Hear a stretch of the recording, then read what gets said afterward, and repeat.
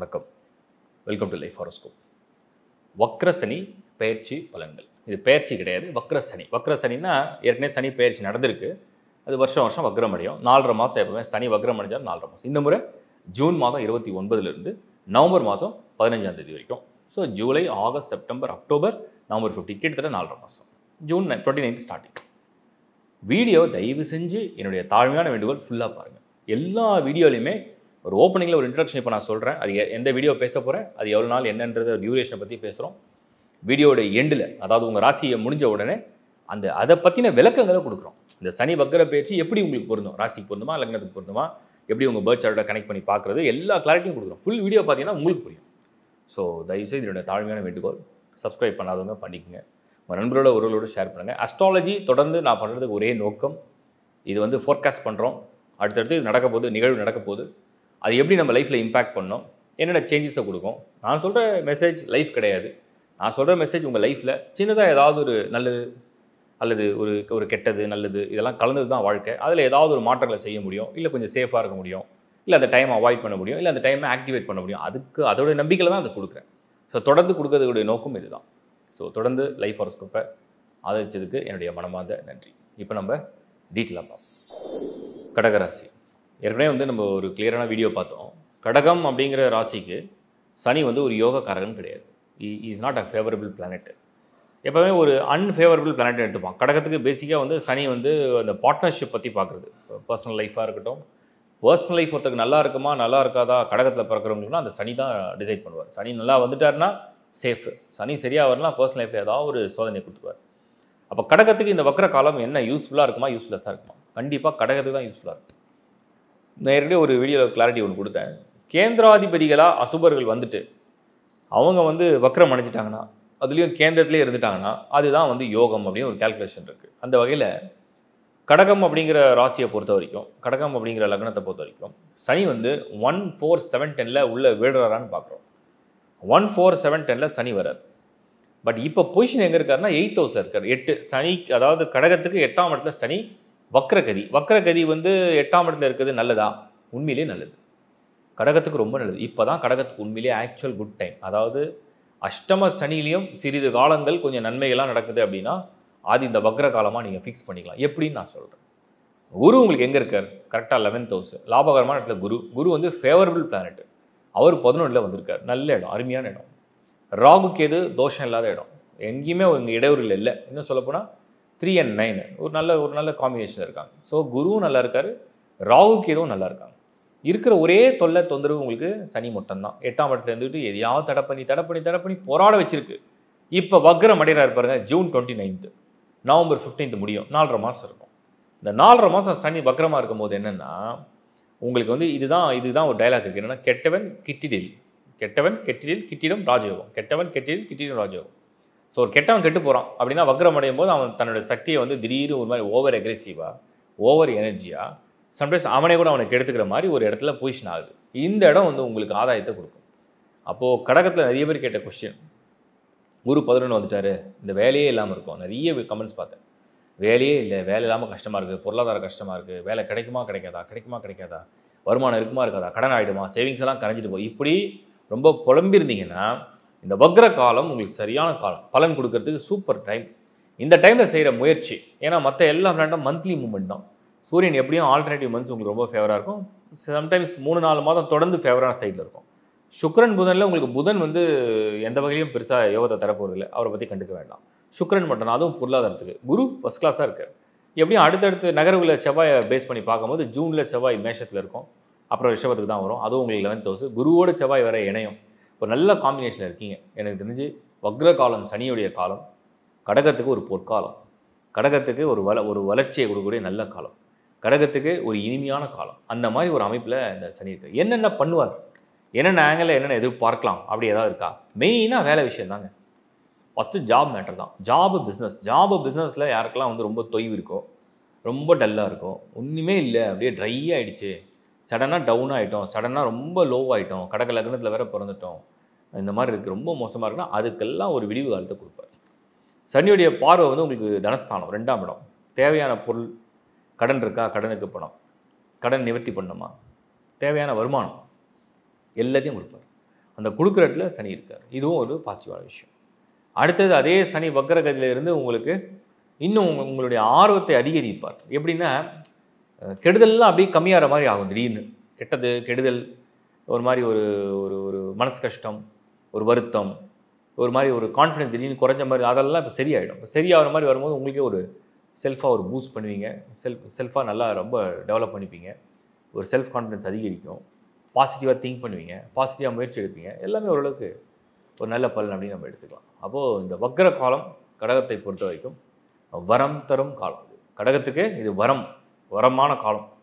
இந்த காலம் சனிக்கு மட்டும் நான் சொல்கிறேன். இப்போ சனி தசை நடக்குது, அதுலேயும் சனி புக்தி நடக்குது அப்படின்னா அது ரொம்ப க்ளோஸாக கனெக்ட் பண்ணும். பட் மோஸ்ட்லி நான் பார்த்த வரைக்கும் கடகராசியில் பிறந்தீங்கன்னா என்னென்னா, ஒன்று புனர்பூசம் பிறந்திருப்பீங்க, இல்லை பூசம், இல்லை ஆயில்யம். இதில் ஆயில்யத்தை பிறந்தா சனி தசையே கிடையாது உங்களுக்கு. பூசத்தில் பிறந்தீங்கன்னா சனி பிறக்கும் போதே தசையை முடிச்சிருக்கோம். புனர்பூசத்தில் பிறந்தால் மட்டும் தான் சனி தசை. சரி, அப்படி இல்லை அப்படி இது பலிக்கும் அப்படின்னு இன்னொரு கேள்வி கேட்பீங்க. பலிக்கும். சனி புத்தி உங்களுக்கு நடக்கலாம். அப்போ அதோடைய தொடர்பு நிறைய ஆகும். இல்லாட்டியும் கூட பொதுவாகவே கடகத்துக்கு சனியால் மட்டும்தான் சின்ன இடையூறு. அதுவும் இப்போ பாசிட்டிவாக சேஞ்ச் ஆகிடும். நம்பிக்கையோடு காத்துருங்க. கடகம் ஒரு ஏணியில் ஏற போகிறீங்கன்னு அர்த்தம். வாழ்த்துக்கள். இந்த வீடியோடைய கண்டினியூஷன் இப்போ ஃபுல்லாக பார்த்துருங்க. நான் கிளாரிட்டி கொடுத்துட்றேன். முதல்ல வக்ரம்னா என்ன? எல்லாம் வக்ரம்னா என்னென்னா பின்னாடி நகருது, ஒரு கிரகம் வந்து பின்னாடி நகருதுன்னு சொல்கிறாங்க. பின்னாடிலாம் நகராது. ஒரு சர்டன் டிகிரியில் வந்து பிளானட்டோடைய மூவ்மெண்ட்ஸ்லாம் அப்படி பார்க்கும்போது இது வந்து இப்போ விஞ்ஞானபூர்வமாகவும் அதை கண்டுபிடிக்கிறாங்க. ஸோ சர்டன் டிகிரியில் வந்து இந்த கிரகங்கள் நகர ஒரு ஆங்கிளில் பார்க்கும்போது அது பின்னாடி நகர்ற மாதிரி தெரியும். ஆனால் அது பின்னாடி நகர்றது இல்லை. அப்படி அது ஸ்லோ பண்ணிடும். அதோடைய மூவ்மெண்ட் வந்து அந்த ஸ்பீட் இருக்கு இல்லையா, அதை ஸ்லோ பண்ணும்போது அது பின்னாடி நகர மாதிரி தெரியும். அவ்வளோதான் வித்தியாசம். அதனால் அந்த வக்ரம்னா அந்த அதாவது ஏதோ ஒரு விஷயம் வந்து ஒரு ஃப்ளோவில் வருது, அந்த ஃப்ளோ திடீர்னு கட் ஆச்சுன்னா, திடீர்னு அந்த எனர்ஜி பாஸ் பண்ணுறது குறைஞ்சதுன்னா அதில் ஒரு ரியாக்ஷன் நடக்கல. அதுதான் வக்ரம். ஸோ வக்ரத்தை தெளிவாக புரிஞ்சுங்க. ஒன்று. ரெண்டாவது, சனி வந்து ஒரு அசுபக்கோள். இயற்கையாக வந்து ஒரு அசுபர். யாருக்கெல்லாம் ஒரு நன்மை செய்வார் அப்படின்னு கேட்டிங்கன்னா, கேந்திரம்னா 1, 4, 7, 10. 1, 4, 7, 10. உங்கள் ராசி உங்கள் லக்னத்துக்கு 1, 4, 7, 10க்கு அசுப வீடாக சனி வரணும். அசுப வீடாக வந்துருச்சுன்னா அவங்களுக்கு நன்மையை செய்வார். இது ரெண்டாவது விஷயம். மூணாவது, சனி தசை நடக்குதா முதல்ல உறுதிப்படுத்துங்க. சனி தசை நடக்கிறவங்களுக்கு தான் இந்த வக்ர காலம் என்பது முழுமையாக அவங்களை இன்ஃப்ளூயன்ஸ் பண்ணும். சனி தசை நடக்காதவங்களுக்கு வெறும் 15லேருந்து 20% தான். அதுவே ஹை. சனி வந்து ஒரு என்ன சொல்ல மோஸ்ட் டாமினேட்டிங் பிளானட்னால வந்து நான் மேக்ஸிமம் பர்சன்டேஜ் கொடுக்குறேன். பட் சனி தசை நடக்கவில்லை என்றால் அவங்களுக்கு இந்த வக்ர பலன் என்பது வெறும் 10லேருந்து 20. ஒருத்தர் பொறுத்த டிஃப்ரென்ஸ் இருக்குது. பட் 15 வரைக்கும் நம்ம ஆவரேஜ் வச்சுக்கலாம். அடுத்தது சனி புக்தியாவது இருக்கா, புக்தியிலாவது சனி இருக்கான்னு பாருங்கள். புத்தியில் உங்கள் சிந்தனைகள் அப்படி இருக்கும். இதில் இன்னொரு கேள்வி கேட்பீங்க, ராசிக்கா லக்னத்துக்கா? கரெக்டு. சனி வந்து விதி கிரகம். ஒரு மனிதனுடைய விதியை வந்து நிர்ணயிக்கிறதே சனி தான். நீங்கள் வேணால் எல்லார் ஹாரோஸ்கோப்லையும் எடுத்து பாருங்கள். சனி மட்டும் கெட்டு போகலன்னா விதியை கெடுக்க மாட்டார். மற்ற என்ன கஷ்டம் வந்தாலும் சரி விதி வந்து காப்பாற்றும். சனி வந்து கெட்டு போயிடுச்சு சாட்டில். அது வந்து எப்படி கெட்டு போகும் அப்படின்னா, டோட்டலாக எந்த கிரகத்துடைய சப்போர்ட்லையும் இல்லாமல், எந்த கிரகத்துடைய கூட்டணியும் இல்லாமல், எந்தோடைய பார்வையும் இல்லாமல், பர்டிகுலராக குருவுடைய பார்வை இல்லாமல், அதுவும் பர்டிகுலராக அது வந்து சனி சம்டைம்ஸ் ராகு இல்லை கேது இல்லை செவ்வாய் இந்த மாதிரி கன்ஜெக்ஷன் ஆகும். அந்த மாதிரி கன்ஜெக்ஷன் பண்ணிவிட்டு அது அசுப ஸ்தானத்துலேயும் போய் நிற்கும், அசுப வீட்டில் போய் நிற்கும். அப்படி இருந்து அந்த சனி வந்து மறைவு ஸ்தானம் சொல்லக்கூடிய துர்ஸ்தானம் சொல்லக்கூடிய 8, 12, 6ல் வந்து சனி இருக்குது advantage. But 8, 12 advantage, disadvantage. So இந்த மாதிரிலாம் இருந்ததுன்னா அது வந்து அந்த துர்பலனை கொடுக்கும், விதியை கெடுக்கும். அப்படி இல்லை, சனி வந்து ரூட்டு கிளியராக இருக்கார், சார்ட்லேயே நல்ல பொசிஷனில், நல்ல கிரக சேர்க்கையில், நல்ல கிரக பார்வையில், சுபர் வீட்டில், சுபர் நட்சத்திரமில் யோகக்காரகனாக வந்துட்டார்னா சனி நன்மையை செய்வார். ஒரு மனிதனுடைய விதியை நல்லபடியாக கொண்டு போவார். விதியை கெடுப்பாரா கொடுப்பாரா நீங்கள் வெரிஃபை பண்ணணும். அது உங்கள் சுயஜாத்தை நீங்கள் பார்த்து வெரிஃபை பண்ணுறது. அதுக்கு லேர்ன் ஆஸ்ட்ரேலியா நான் கிளாஸ் எடுத்துட்டேன். ஸோ எப்படி இதை நீங்கள் பண்ண போகிறீங்கன்னா, லக்கணத்துக்கு தான் இது பலன் முழுமையாக பலிக்கும். ராசியை விட இது லக்கணத்துக்கு தான் ராசின்னு சொல்கிறோம். ஸோ ஏன் லக்கணத்துனா விதியை கொடுக்கக்கூடிய ஒரு சனி. ஸோ உங்கள் லக்கணம் என்ன நீங்கள் முதல்ல தெரிஞ்சுக்கணும். உங்கள் பேர்த்தில் உங்கள் லக்கணம் என்ன, அந்த லக்கணத்துக்கு சனி யோகராக வராரா, பாவகிரகமாக வருதா, மத்தியஸ்தராக வராரா, எப்படி வராரு அப்படிங்கிறத நீங்கள் வந்து கிளியராக வந்து ஒரு அண்டர்ஸ்டாண்டிங்கு வந்துடும். இதில் இன்னொரு விஷயம் நான் சொல்கிறேன்.